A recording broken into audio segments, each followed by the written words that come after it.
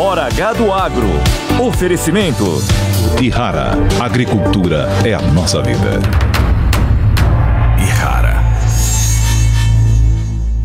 Consórcio Magi. Volkswagen Caminhões e Ônibus.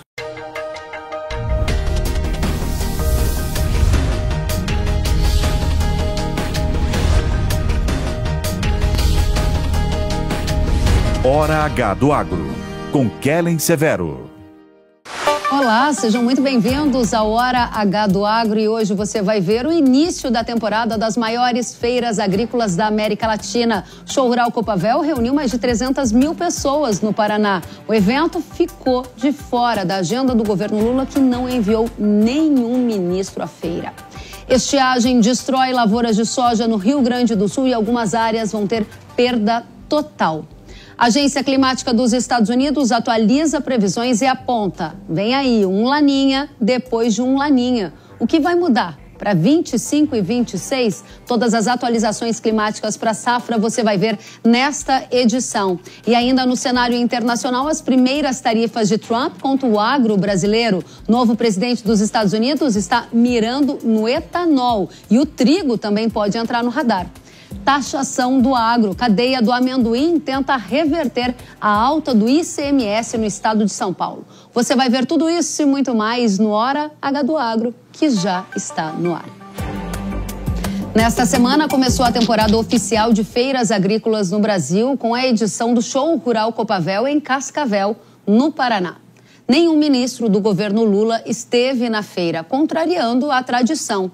Normalmente, autoridades políticas, como ministros da Agricultura, vão até o evento, que reúne mais de 300 mil pessoas a cada edição. Costuma ser uma oportunidade de aproximação com o setor agro e é até palco para anúncio de medidas. No ano passado, por exemplo, o ministro da Agricultura, Carlos Fávaro, esteve no Show Rural Copavel e, na ocasião, anunciou crédito de 4 bilhões de reais ao agro. Nós entramos em contato com o Ministério da Agricultura e o Ministério do Desenvolvimento Agrário e questionamos por que a ausência de ministros do governo Lula neste que é um dos mais importantes eventos do agro da América Latina, mas a gente não obteve retorno até o presente momento. A pergunta que fica é: que sinal isso dá ao agro? Para entender, a gente vai conversar agora com o Roberto Mota, que é comentarista da Jovem Pan. Seja muito bem-vindo ao Hora H do Agro, Mota.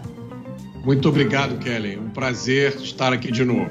Para a gente também é uma satisfação, especialmente para nos ajudar a entender esse cenário atual. Que sinal a ausência de ministros do governo Lula num dos principais eventos do agronegócio brasileiro nos dá neste momento? Isso dá margem a várias hipóteses, várias possibilidades, Kellen. Uma delas pode ser simplesmente indiferença. A outra pode ser o fato de que o governo não está exatamente numa boa fase. Ele está imerso em várias crises simultâneas que, vira e mexe, dão margem a especulações sobre uma possível reforma ministerial. Agora, sempre foi difícil entender qual é a política do atual governo em relação ao agronegócio. Vamos lembrar que já na campanha, durante a campanha, havia uma postura de hostilidade aberta.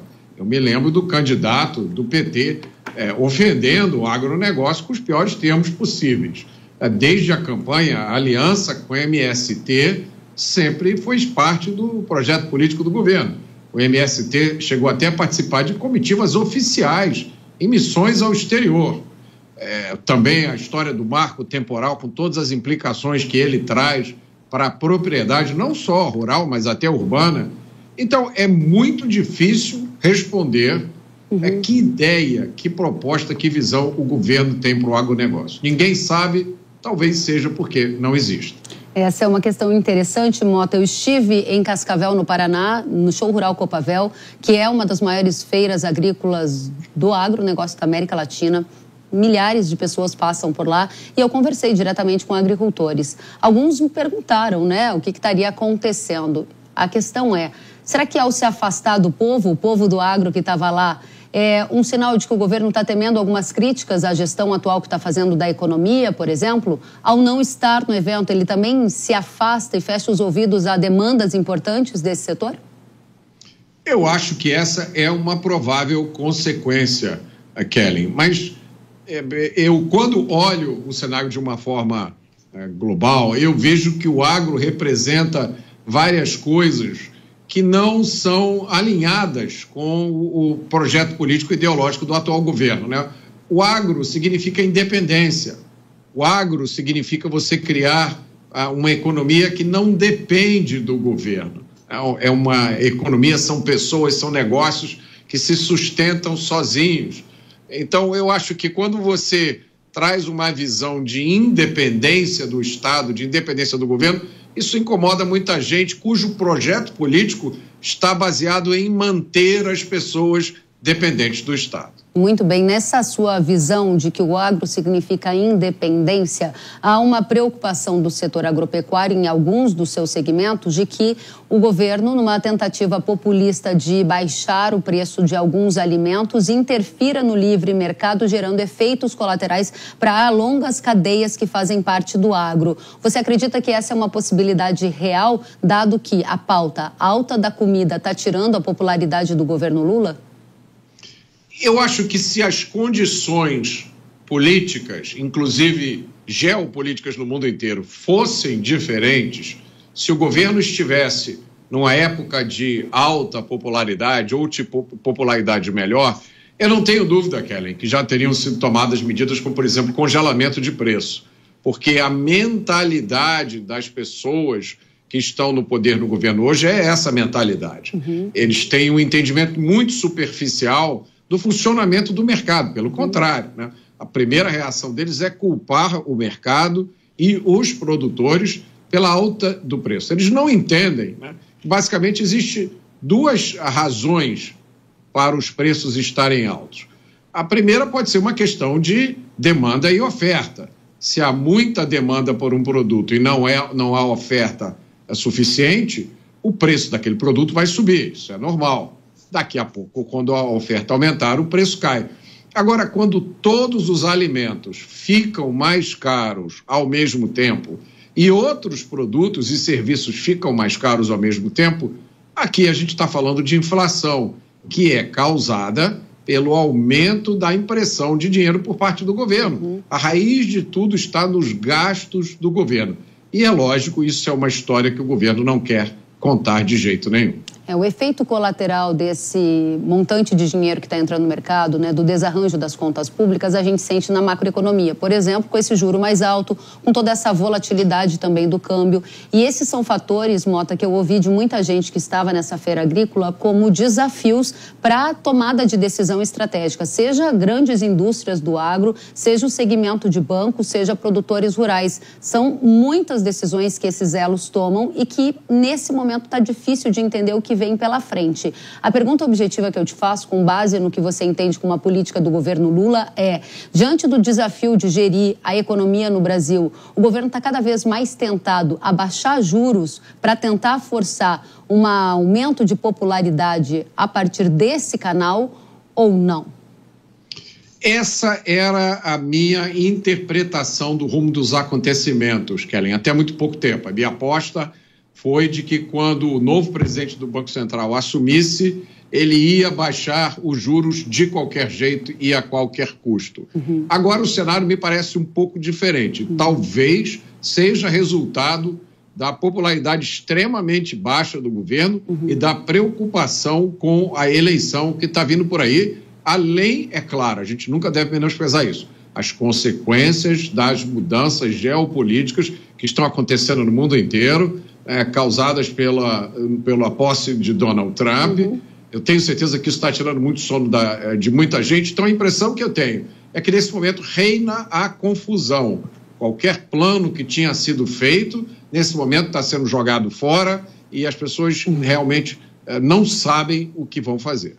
Eu ouvi de um profissional que lidera a área de agronegócios em um grande banco aqui do Brasil, de que, de fato, eles jogaram fora todos os planos que tinham feito e análises de cenário de outubro até dezembro do ano passado e refizeram esses planos com base na nova conjuntura que se tem. Para a gente fechar, você falou sobre reforma ministerial lá no começo. Te pergunto, nessa reforma cai o ministro da Agricultura? Alguma aposta de quem seria o substituto? Por enquanto, parece que ele é bem cotado pelo governo Lula.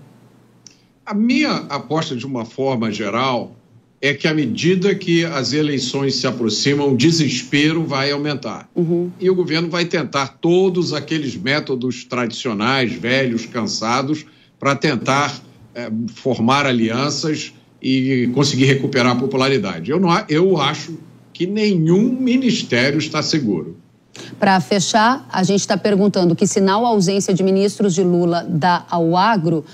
Quer dizer que as pautas do agro não são uma prioridade ou não devem ser? Ou é muito exagero tirar esse tipo de conclusão a partir desse único e específico fato? Eu acho que o que a gente pode concluir daí é uma mistura de desconhecimento de como funciona a economia e é uma coisa que eu classificaria de analfabetismo político, né? Incapacidade de reconhecer o papel que o agro desempenha no Brasil de hoje. Eu acho que, se o governo continuar com essa postura, o preço a pagar vai ser muito alto. Você falou de Trump. Lula já sinalizou que vai recorrer ao OMC em função das tarifas contra aço e alumínio. O agro olha para Trump e quer saber que tipo de relação o Brasil vai ter nessa nova geopolítica mundial, seja Estados Unidos, China, Brasil do agro, super exportador. Qual é a mensagem que você diria para a nossa audiência que está tentando decifrar o atual cenário no Brasil e lá fora? Há muita incerteza, muita coisa vai depender da dinâmica entre Estados Unidos e China, se o nível de tensão vai aumentar ou se eles vão chegar rapidamente ao entendimento. Dependendo da acomodação, a oportunidade para o Brasil pode ser muito grande. Agora, uma lição que a gente pode tirar, com certeza, de tudo que aconteceu até agora, é que os Estados Unidos vão se tornar um país muito mais competitivo. Donald Trump está apostando na redução do tamanho do Estado americano, na desregulamentação do mercado, no corte de subsídios, no corte de impostos. A gente sabe que o setor do agro nos Estados Unidos tem muitos subsídios. A gente não sabe ainda se Donald Trump vai avançar nessa direção. Mas, de uma forma geral, a gente pode esperar mais competição com os Estados Unidos. O melhor caminho seria estabelecer as melhores relações possíveis entre o Estado brasileiro e o Estado americano. Mas não me parece que com o atual governo brasileiro isso tenha qualquer possibilidade de acontecer. Roberto Mota, comentarista da Jovem Pan News, é uma satisfação recebê-lo. Volte sempre. Muito obrigado, é um prazer. Obrigada, até a próxima. E o Hora H do Agro entrou em contato com o Ministério da Agricultura pedindo esclarecimento sobre a ausência de representantes do governo nessa feira agrícola e aqui a gente reitera que o espaço está aberto para a gente tratar das políticas do governo para esse que é um dos setores mais importantes da economia brasileira, o agro nacional.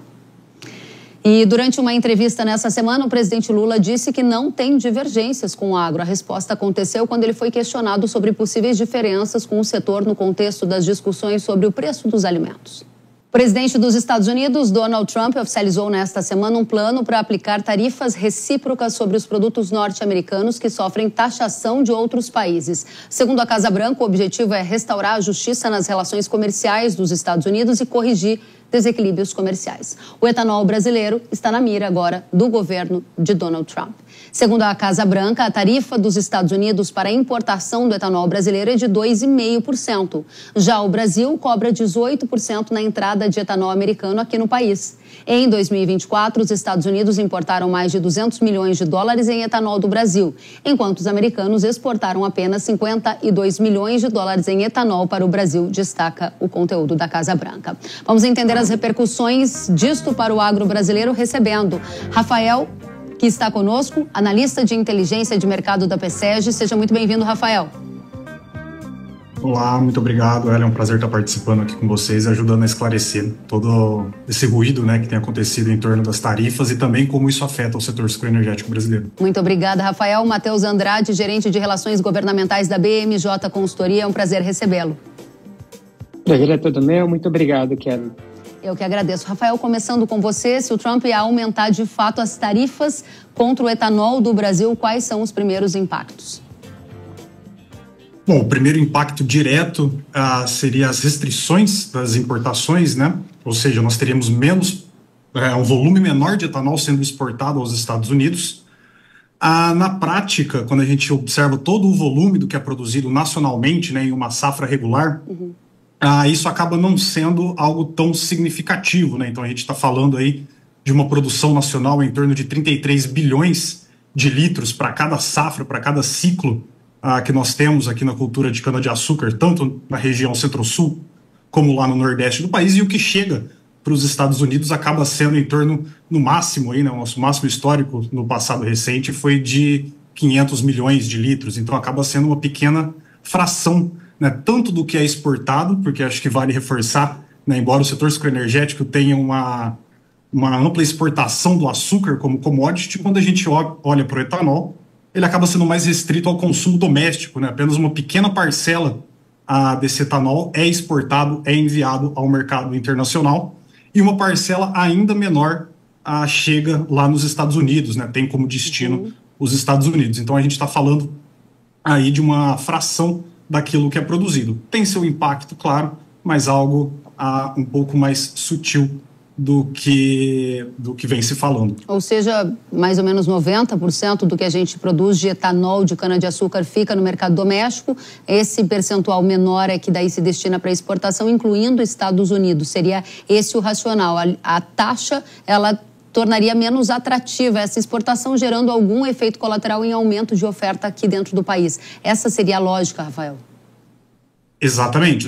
Acho que vale reforçar também que a questão desses 90% foi numa safra, na safra 23-24, onde houve a superprodução da safra de cana-de-açúcar, recorde na produção, recorde na moagem de cana, recorde na produção açucareira, recorde na produção de etanol. E aí, com o mercado interno super abastecido, a gente alcançou, né, entre 8% a 9% do produto brasileiro sendo exportado. Em safras regulares, quando a produção não é tão destacada, esse número, malemar, chega aos 5% da produção de etanol sendo destinado ao mercado externo. Muito esclarecedora, Rafael. Agora, Matheus, quando essas taxas, as recíprocas anunciadas pelo Trump, devem entrar em vigor? Ou seja, se o Brasil cobra 18% para o etanol dos Estados Unidos entrar aqui no nosso país, eles também cobrarão 18%, aumentando a tarifa atual. Quando isso deve começar a valer? Já tem uma data? Kellen, o que o governo norte-americano fez agora é um anúncio, então tem 180 dias para as taxas entrarem em vigor. Mas mais do que aplicar a mesma tarifa, mais do que aumentar as tarifas, nesse caso, o que o governo norte-americano quer é chamar os países para a mesa de negociação, né? Então, durante esses 180 dias é esperado que todos os países sentem com o governo norte-americano, assim como o governo brasileiro também deve buscar, porque o governo norte-americano quer defender a sua agenda comercial. Tanto defender seu mercado interno, mas também buscar melhores oportunidades aqui no mercado internacional. Muito bem. Algumas outras culturas, além do etanol, estão no radar de Trump para essa lógica da reciprocidade nas tarifas? Quais são? Incluindo o agro, com certeza.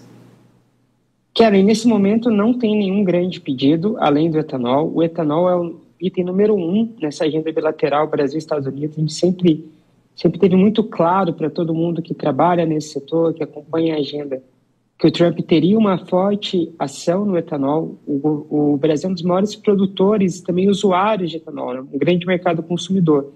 Então, os Estados Unidos também tem interesse de aproveitar o mercado brasileiro, entrar nesse mercado. A gente tem que lembrar que, alguns anos atrás, teve alíquota zero para o etanol norte-americano e teve muita exportação para cá. Então, para eles também é importante acessar esse mercado brasileiro. Muito bem. Nesse momento, esse mercado não tem outro produto de destaque além do etanol. Muito bem. Dentro da lógica do setor de cana-de-açúcar, Rafael, se essas tarifas, então, passam a valer nesse prazo que o Matheus nos colocou, o produtor de cana, as indústrias, elas podem olhar para suas decisões e revisitá-las, fazendo mais investimento para o açúcar e menos para o etanol, ou não? O efeito colateral esperado é muito pequenininho e isso não deve acontecer. Eu diria que um pouco dos dois, Karen. De fato, o efeito colateral é diminuto aí nesse caso, né? A gente pode citar uma outra discussão que tem ventilado ao setor, que seria o aumento da mistura de etanol anidro na gasolina, né, no nosso combustível fóssil. Essa medida, por exemplo, com certeza traria um impacto muito maior e mais significativo, aí falando em preços de etanol no mercado doméstico. Quando a comparação com o açúcar, já faz alguns anos, né, que o açúcar vem bem melhor cotado, né, possui uma vantagem comparativa de preços aí muito superior ao etanol, mais ou menos ali desde o início da pandemia. Então a gente está falando que desde 2020, né, na média, o açúcar vem remunerando bem mais do que o etanol. Isso tende a continuar, pelo menos no curto prazo, aí, né? Para essa próxima safra, sem dúvida nenhuma, talvez para as próximas 2 ou 3, esse cenário ainda se mantenha. E essa decisão das tarifas não seria isso que impactaria ou que depreciaria o etanol em relação ao açúcar. Muito bem. Nesse contexto de discussão de etanol, Matheus, o governo Trump tem um forte apoio do setor rural nos Estados Unidos. O etanol dos Estados Unidos, majoritariamente, é produzido a partir do milho. Há um interesse de Trump sinalizar apoio ao setor rural, ou seja, aumentando as taxas para a entrada do etanol do Brasil, ele estaria ampliando o espaço para o etanol de milho nos Estados Unidos e assim fazendo um aceno para a sua audiência ou para seu eleitorado. Que tipo de efeito colateral isso pode gerar de uma maneira mais macro, se você está olhando para isso? Keren, esse é um movimento político. Sim, é um movimento político e comercial, é um movimento do Trump para a sua base, né? A Casa Branca ontem fez 2 comunicados. O primeiro comunicado era da medida e o segundo era da repercussão. E os 2 primeiros apoios que eles tiveram foram das entidades que produzem etanol, que representam os produtores de etanol e de milho nos Estados Unidos. Então, claramente, é uma medida também para agradar essa base. E mais do que elevar a tarifa, né? É mostrar que ele está lutando pelos produtores ao redor do mundo, né? Sempre lembrando nessa lógica que eles são produtores, importadores e exportadores. O governo do Brasil pode ter algum tipo de medida retaliatória a essa decisão do Trump? A gente viu, ainda vamos tratar nessa edição, que o Lula disse que vai entrar na OMC em relação às tarifas de 25% que vão incidir sobre aço e alumínio aqui do Brasil, colocadas pelo governo dos Estados Unidos. Com essas medidas de equiparação das taxas, você espera alguma atitude por parte do governo Lula? Se sim, qual, Matheus? Keren, não espero nenhuma medida no curto prazo. O governo está muito cauteloso, está tomando muito cuidado na reação com o governo norte-americano, quer evitar que tenham ainda mais taxas. A gente sabe que o governo norte-americano tem negociado de uma forma muito forte, tem negociado uma postura bem agressiva, então o governo brasileiro está tomando muito cuidado. Eu não espero nenhuma medida, eu imagino que o governo brasileiro vai começar negociações, apesar da declaração do Lula, vai tentar abrir um canal de negociação com o Departamento de Comércio norte-americano e mostrar que tem uma agenda complementar, avaliar o que pode ser feito a favor do etanol norte-americano no mercado brasileiro, para depois, sim, mais perto desse prazo de 6 meses, 180 dias, avaliar uma medida retaliatória, uma medida mais forte, mas nada no curto prazo. Muito bem. Rafael, voltando para os interesses aqui da audiência do Brasil e olhando para a formação de preço do combustível, para quem escolhe entre gasolina ou etanol, essas taxas do Trump podem gerar uma sobreoferta de etanol a ponto de ajudar a baratear o preço do etanol nas bombas?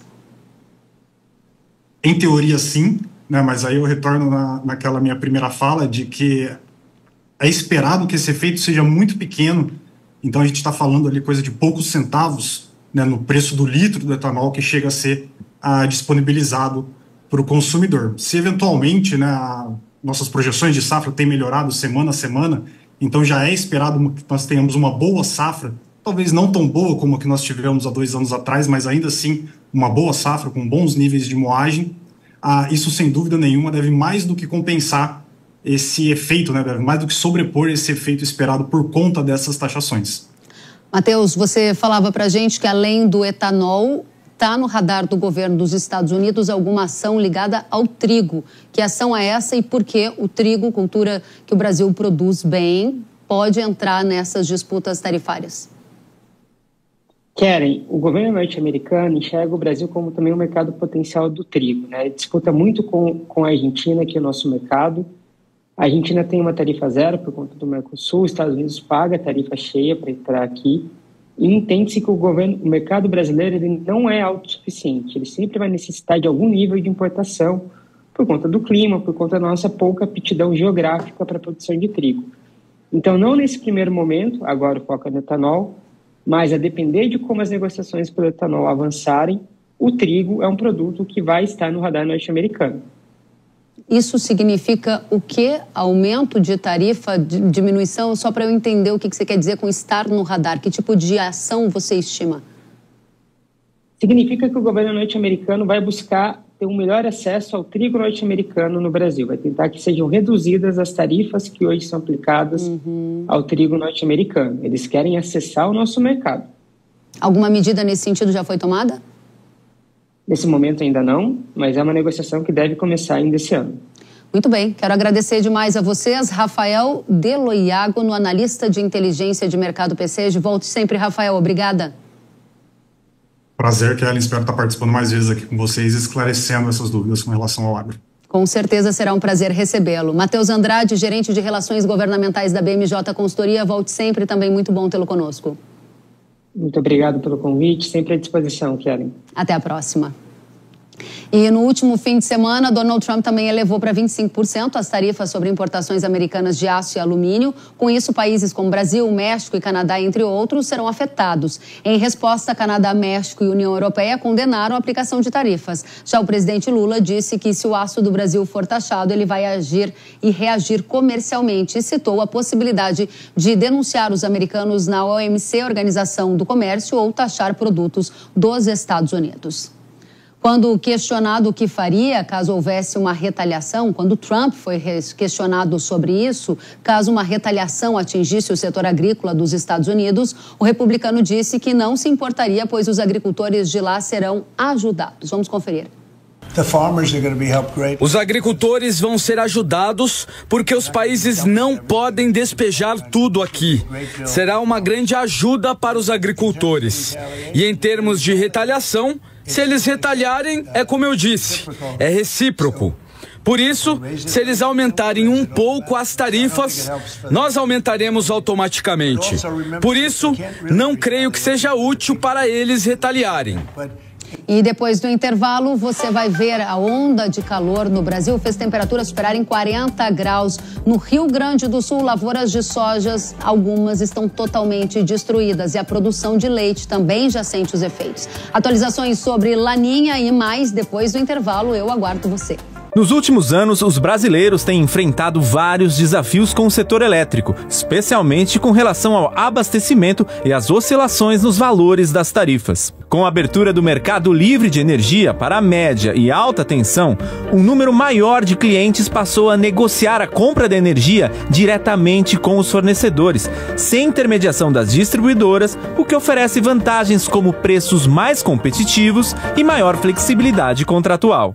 Mas para aproveitar essas vantagens de forma segura, é essencial escolher uma empresa confiável que vai muito além de buscar os melhores preços, mas sim de garantir a segurança para você e seus negócios. É fundamental realizar uma pesquisa detalhada e analisar as credenciais, a experiência e a reputação da empresa antes de assinar um contrato. Como a ENGIE, líder em geração de energia 100% renovável no Brasil e referência no mercado livre de energia, com mais de 25 anos de experiência. Além de comercializar, a ENGIE gera sua própria energia e vem ampliando a sua capacidade instalada de renováveis e de transmissão de energia, o que garante maior estabilidade e suporte contínuo para a sua empresa. Você pode saber mais sobre a ENGIE e o mercado livre de energia acessando engie.com.br/Mercado Livre.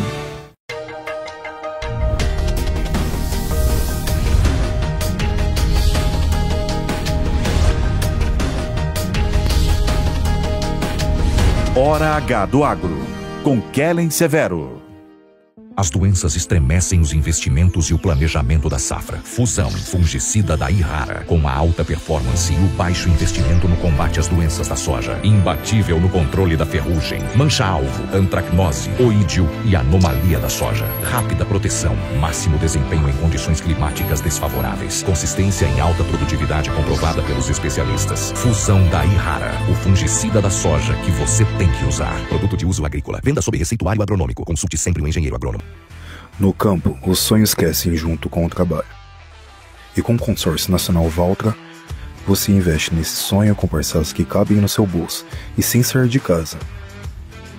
Afinal, são quase 20 anos colocando máquinas pelo campus de todo o Brasil. O Consórcio Nacional Valtra investe no seu futuro com quem entende do campo. Acesse consórciovaltra.com.br e simule sua máquina. Coloque a racionalidade para trabalhar a seu favor. O primeiro dos 5 passos da caminhada financeira que vamos apresentar neste curso tem um nome que não é em vão. Faça um pedido ao seu dinheiro. Neste curso, você também vai aprender a tomar decisões financeiras por conta própria, levando em consideração o que é mais importante. Eu vou te dar 4 dicas para você saber encarar os seus monstros financeiros. Você deve se preparar para encarar este curso como a oportunidade de conhecer um lado diferente do dinheiro para o qual a maioria das pessoas não dá atenção.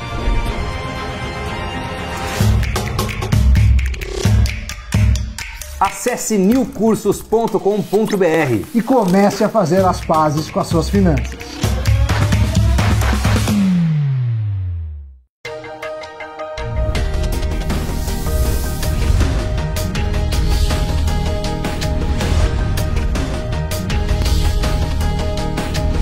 Hora H do Agro, com Kellen Severo.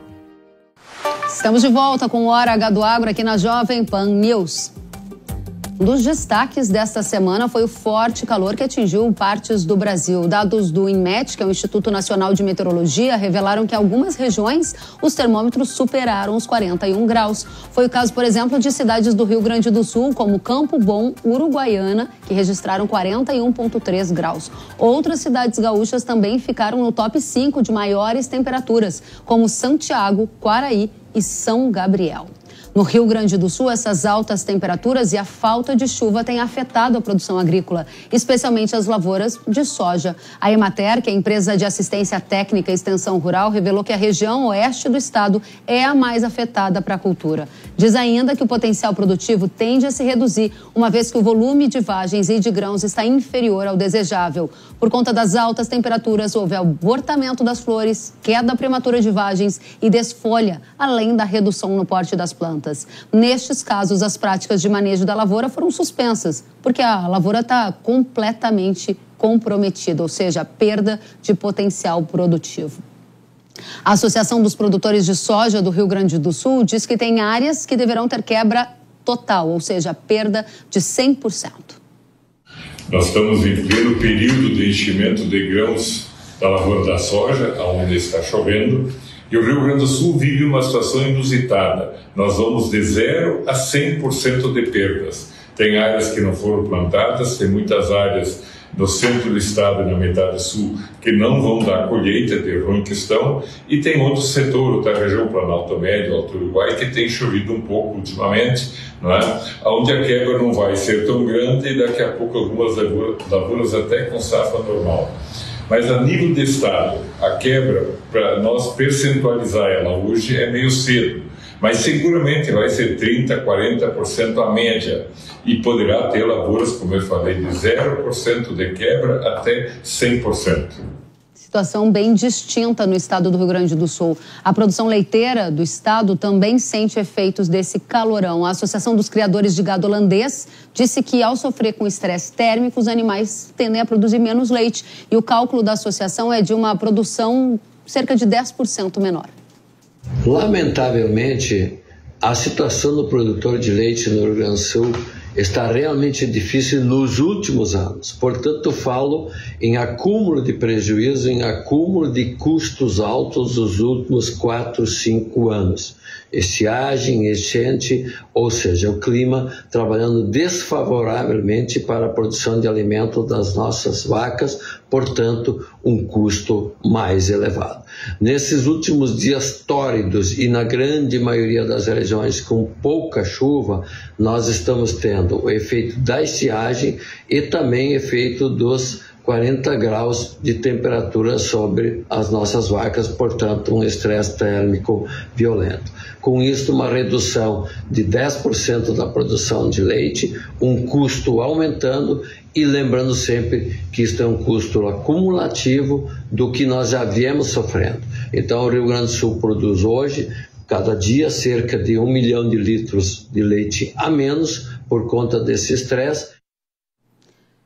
E o Rio Grande do Sul tem sofrido com problemas climáticos ano após ano. Segundo a Federação da Agricultura do Rio Grande do Sul, de 2020 a 2024, os agricultores gaúchos só não tiveram perdas em 2021, somando prejuízos em culturas como soja, milho, trigo, arroz, a bilhões de reais perdidos. Antônio da Luz, economista-chefe da Federação da Agricultura do Rio Grande do Sul, está conosco. Seja bem-vindo. Conte pra gente quais são as culturas do agro mais afetadas pela estiagem neste momento. Olá, Kellen. Olá a todos os telespectadores do Hora H do Agro. Prazer estar aqui contigo e com toda a tua audiência. Kellen, como muito bem o senador Irineu Orti trouxe aqui as perdas que estão acontecendo neste ano, nós estamos vivendo mais um ano de perdas. Porque, Kellen, aqui no Rio Grande do Sul, lamentavelmente, nós estamos lidando com um fenômeno que nós nunca tínhamos vivido. E que diferencia o Rio Grande do Sul dos demais estados brasileiros. E que bom que é só aqui que está acontecendo. Porque nós perdemos safra em 2020, aí 2021 foi um ano bom. Mas perdemos em 2022, em 2023, por estiagens, e perdemos em 2024, ironicamente, por excesso de chuvas, por enchentes. E agora, 2025, nós estamos perdendo de novo com a estiagem. Então, esse é um ciclo que está acontecendo aqui no estado muito duro, muito complicado. Algo parecido aconteceu lá na década de 40, mas não com essa intensidade e tão longo. Tá? Agora, o fato é que quando a gente pega aquilo que já sabemos que perdemos, ou seja, nem estamos considerando a safra 25 porque há uma incerteza do tamanho, porque ainda podemos perder mais, lamentavelmente, esse ano. Mas pegando só entre 2020 e 2024, os produtores gaúchos, Kellen, eles deixaram de faturar 117 bilhões de reais. Eles perderam, por conta de problemas climáticos, 117 B de bola, bilhões de reais. Isto é mais de 40 milhões de toneladas de grãos que nós perdemos por questões climáticas. Kellen, é obrigação do produtor se preparar para uma estiagem, para uma crise de preço, para uma enchente. Isso é do jogo. Trabalhamos sem telhado. Agora, 4 safras em 5, nenhum produtor no mundo está preparado para isso. Como é que faz para lidar com isso, hein, da Luz? Seguro rural é uma alternativa que funciona? É uma dívida assim, enorme que se criou, uma alavancagem muito grande, um endividamento muito grande, e isso precisa ter algum endereço. A minha pergunta para você é: seguro rural resolve? Porque com esse tamanho de frustração, com essa recorrência, imagino que fica cada vez mais proibitivo conseguir um seguro aí no estado. E aqui no Brasil a gente também tem vários problemas na política agrícola para garantir o acesso ao seguro, não só no Rio Grande do Sul, mas em outras áreas do país. De onde vem o socorro, de onde vem o respiro para lidar com esses problemas? Ellen, olha, nós não acreditamos que uma única coisa vá resolver. Agora, o seguro rural, com certeza, ameniza. O Proagro, que nós vimos retrocessos muito grandes nesses últimos anos, ameniza. Por exemplo, esta perda de 2025, os produtores vão sentir na pele a ausência do Proagro, ou pelo menos como ele deveria ser. Irrigação é algo que também ameniza, não resolve, não consigo irrigar tudo, mas ameniza. E aí nós tivemos aqui muitos anos de algumas pessoas, de alguns setores do poder público gaúcho. As leis federais já não são boas e ainda tem gente que consegue interpretá-las para pior. Então, irrigação também é outra coisa que ameniza. Enfim, tem medidas. Agora, o que nós estamos preocupados não é o para frente, é o para trás. Porque no momento que a gente perde 117 bilhões... alguém está financiando esse negócio. E isso é endividamento dos produtores. Por isso que tem um PL do senador Heinz de securitização que a Farsul apoia esse projeto. Apoia. É importante deixar claro. E não só esse, mas toda e qualquer medida que venha ao encontro de endereçar este problema de curtíssimo prazo que nós temos. As contas começam a vencer agora. E nós temos que pagar custeios, investimentos, a renegociação da renegociação, coisas que foram feitas com juro livre, que torna impossível o pagamento. E se fosse um produtor, 2 ou 3, ok, mas são milhares de produtores. Então é importante que o Brasil entenda que nós estamos vivendo uma situação diferente, completamente diferente do que nós estamos acostumados e completamente diferente do que o Brasil está acostumado a ver nos demais estados. E medidas excepcionais exigem respostas excepcionais. Muito bem. Antônio da Luz, obrigada por trazer o retrato do que acontece no agronegócio do Rio Grande do Sul para todo o país. Você é muito bem-vindo para voltar outras vezes. Antônio da Luz, que é economista-chefe da Federação do Rio Grande do Sul, Federação da Agricultura. Até a próxima, da Luz. Boa sorte. Até a próxima, Kelly. É um prazer estar contigo e com a tua audiência. E o fenômeno Laninha, que tradicionalmente gera diminuição das chuvas no sul, está impactando as condições climáticas. A NOAA, que é a agência dos Estados Unidos, atualizou as projeções para o fenômeno e prevê que o Laninha deverá continuar até abril, sinalizado aí nas barras em azul. Aí, a partir de maio, tem uma neutralidade climática que começa a atuar e depois a projeção do Laninha retornar. Essa é a primeira atualização a mostrar o Laninha depois do Laninha. Anteriormente, os modelos mostravam, pós-neutralidade, o fenômeno El Niño. E o que isso significa na prática para a safra 25, 26, para as culturas de inverno, para a condição climática do Brasil? Marco Antônio dos Santos, diretor da Rural Clima, é que vai nos explicar. Marco Antônio, seja muito bem-vindo à Hora H do Agro. Olá, Kellen. Olá a todos. É um prazer mais uma vez estar aqui com você. Obrigada pela sua companhia. A primeira pergunta é a atuação do Laninha. Laninha depois de Laninha significa o quê? Essa atualização da NOAA é algo bastante importante para a gente entender como vai ser 25 e 26 para as lavouras do Brasil? Olha, Kellen, se realmente se confirmar uma Laninha sobre Laninha, teremos apenas um repeteco do que foi 21, 22 aqui no Brasil. Ou seja, uma quebra bastante significativa, não só no Rio Grande do Sul, como está acontecendo esse ano, mas em todo o Sul. É só se recordar do que aconteceu no Brasil, né? Não só no Brasil, mas na América do Sul, na safra 21, 22, quando nós tivemos uma segunda Laninha, né? Então, realmente, se isso se confirmar, a safra 25, 26 pode ser um desastre no sul e uma mega safra nas regiões centrais e norte do Brasil. Então poderíamos ter um repeteco aí, do ano 21, 22. Lógico que ainda está muito cedo para afirmar de fato essa Laninha, porque quando você olha projeções bem mais estendidas desse mesmo gráfico que você postou, há uma tendência até do que o verão de 26 possa ser formado por um El Niño. Olha só que loucura que tá esses modelos, tá? A Laninha perpetua até pelo menos a primavera de 25 e depois perde forças e volta uma tendência, porque se você voltar o gráfico, você vai ver que o El Niño, olha lá, está começando a ganhar um pouquinho de força, que são essas barrinhas em vermelho, né? Lógico, muito menores do que as barrinhas em azul.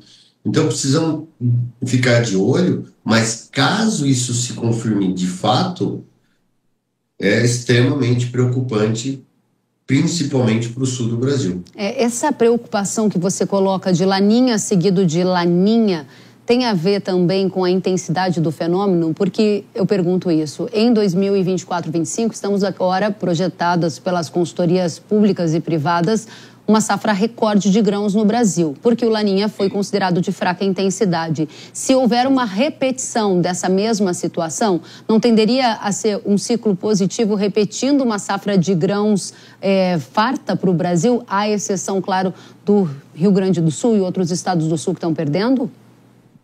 Sim, mas assim, Kelly, vamos pensar, esse ano, apesar de algumas quebras no Paraná, sul do Mato Grosso do Sul e até em Santa Catarina, mas não é generalizada como está acontecendo no Rio Grande, né? O Rio Grande do Sul está com uma quebra muito mais generalizada quando comparado com estados como Santa Catarina, Paraná e sul do Mato Grosso do Sul e até mesmo Paraguai. Porém, uma Laninha seguida de Laninha, historicamente, é a pior dos mundos, não só para o Rio Grande, mas para toda a região sul do Brasil.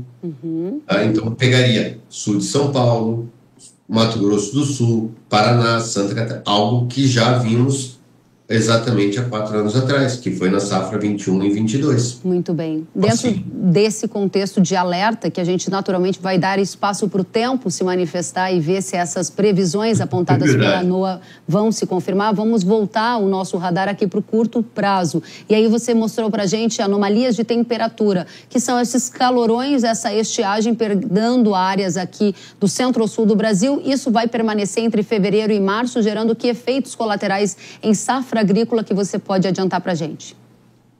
Kelly, esses 2 mapas que estão na tela é dessa semana agora, que entre a próxima.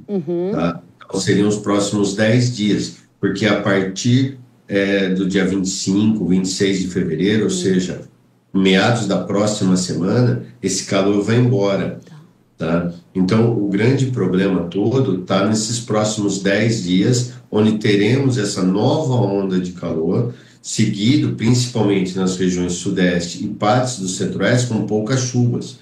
De um lado, isso favorece o andamento da colheita da soja, que está bem atrasado no Cerrado, e também o plantio da nova safra de grãos, principalmente de milho safrinha.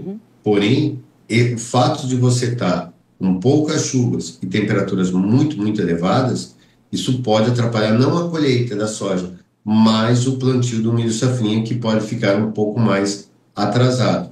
Porém, se a gente olhar o final de fevereiro, lá, a virada de fevereiro para março, e todo mês de março, ele está se mostrando muito bom de chuvas. Muito bem. Vamos colocar os mapas para a gente dar uma olhadinha. Desculpa interrompê-lo, vou pedir para a produção colocar os mapas de chuva para você destacar para a gente qual é a boa notícia desses mapas e qual é o desafio principal.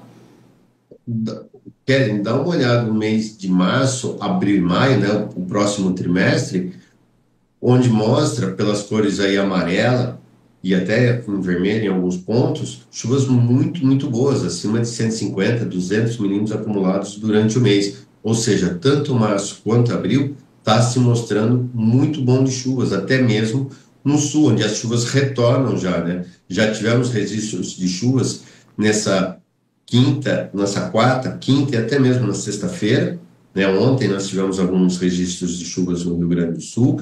Agora, a partir de domingo, entre domingo e terça-feira, volta a chover muito bem no Rio Grande do Sul, e a tendência agora é de uma normalização das chuvas no Rio Grande do Sul, que é o pior estado que está sofrendo aí com as estiagens.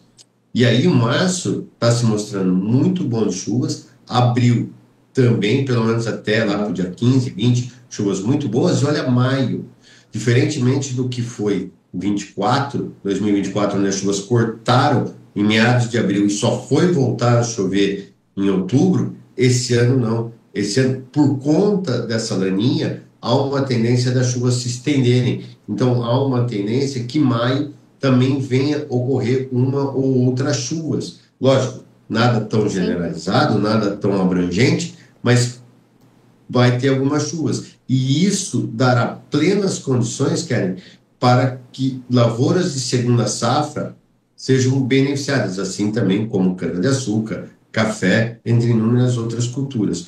No entanto, acho que o grande ponto de atenção esse ano não é com relação ao fator hídrico, porque a água vai ter, mas sim com o fator térmico, e aí eu falo térmico com relação a frio, porque o frio esse ano chega mais cedo aqui no Brasil. Ou seja, as lavouras de milho do centro-sul podem ser atingidas por geadas.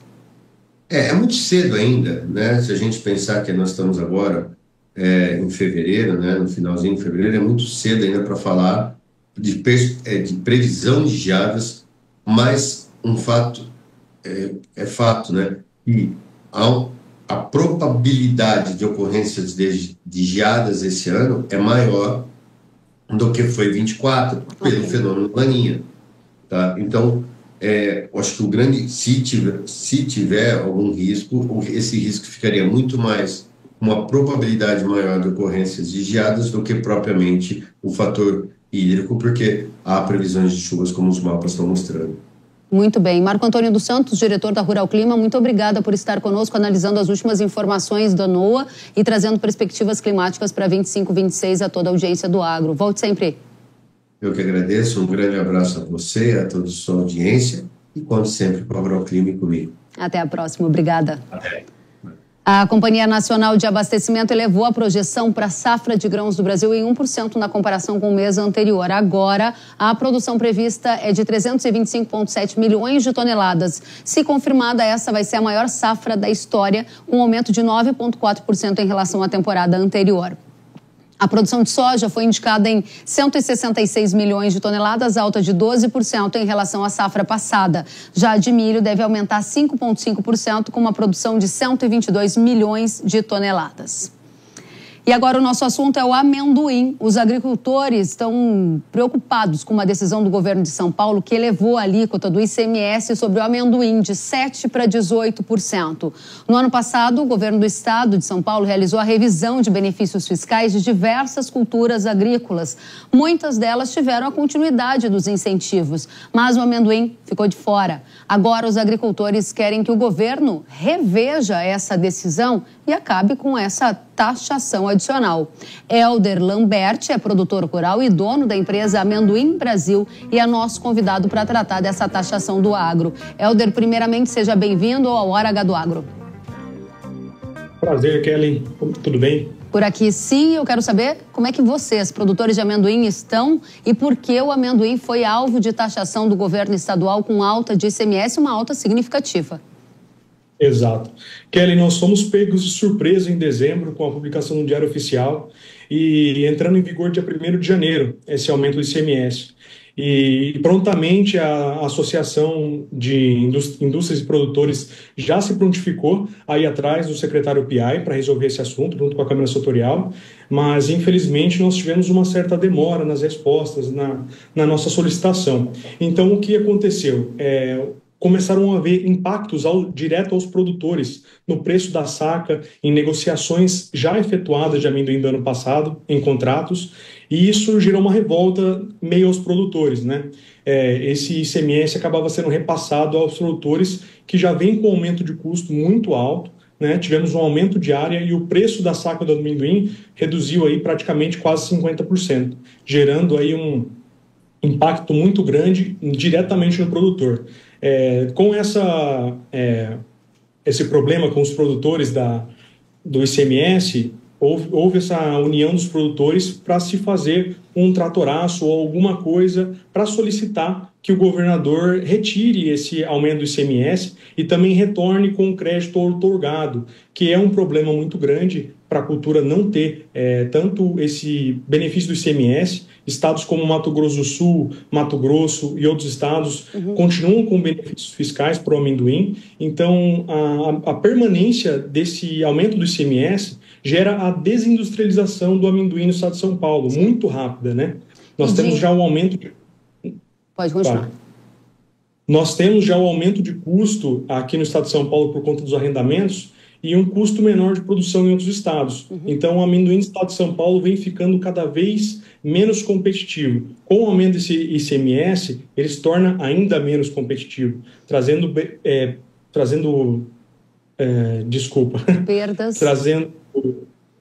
perdas para os produtores diretamente e também para as indústrias. De onde veio a confiança de vocês de que o governo de São Paulo, depois de aumentar esse tanto nas taxas que incidem sobre o setor de amendoim, ele voltaria atrás? Por quê ele voltaria atrás? Olha, Kelly, eu acho que a situação do amendoim esse ano, com o aumento das áreas, a diminuição do preço e o mercado externo lá fora muito cheio, muitas ofertas, impactando diretamente no preço pago aos produtores, a gente achou que não haveria outra forma senão o governo não se sensibilizar com a nossa causa. Não haveria outra possibilidade para os produtores a não solicitar de qualquer forma a redução desse ICMS, o impacto seria muito forte. Que tipo de impacto? Se essa redução não for revista e vocês continuarem a pagar essa taxa maior do ICMS, quais as consequências para a área agro e para quem consome amendoim? Olha, para quem consome amendoim, já é um aumento do preço do amendoim diretamente nos mercados, por conta do ICMS. Para os produtores, esse ICMS vai sendo repassado até chegar aos contratos firmados ano passado, aonde estão sendo buscada a revisão dos contratos e acaba impactando diretamente no preço pago por saco de amendoim. Atualmente, o preço já é mais reduzido que o ano passado e por conta desse ICMS, esse aumento do ICMS já vai sendo passado para os produtores, reduzindo cada vez mais o preço da saca de amendoim. Isso já é um impacto muito grande desde o produtor, cerealistas, indústria e até o consumidor final. Muito bem, Helder, eu agradeço demais por deixar o seu recado aqui no Hora H do Agro, um recado importante do setor agropecuário e produtivo contra a taxação do setor, agora o foco no amendoim, e a gente vai seguir acompanhando. Se tivermos boas novas sobre a revisão do governo estadual sobre essa medida, estaremos aqui dispostos também a anunciar a todos os consumidores e produtores de amendoim. Volte sempre, Helder, um prazer recebê-lo. Obrigado, prazer. E agora eu tenho um recado para você. Cansado de ver o azevém acabar com a produtividade do seu trigo? Então saiba que a Yara tem a solução certa para vencer o inimigo da lavoura. É Iamato, o herbicida pré-emergente da Yara, eficaz no controle não só do azevém, mas de todas as outras daninhas. Tudo com máxima seletividade e produtividade. Iamato tem maior período de controle, o que mantém a lavoura no limpo por mais tempo, com aumento de produtividade. Além disso, o Iamato é seletivo, ou seja, elimina as daninhas sem afetar a cultura. Vai lembrar que a Yara possui outras soluções para proteger o trigo. Quer saber mais? Então acesse yara.com.br ou aponte a câmera do seu celular para o QR Code que está aparecendo na tela e vença as daninhas. Muito obrigada por hoje. O Hora H do Agro fica por aqui. A gente se vê na próxima semana. Tchau.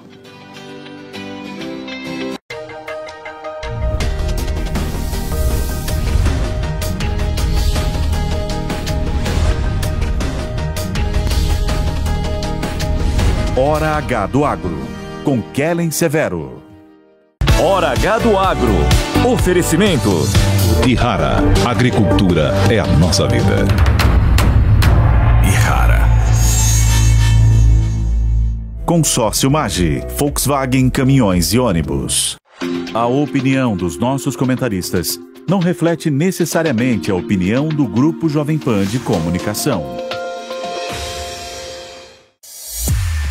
Realização Jovem Pan News.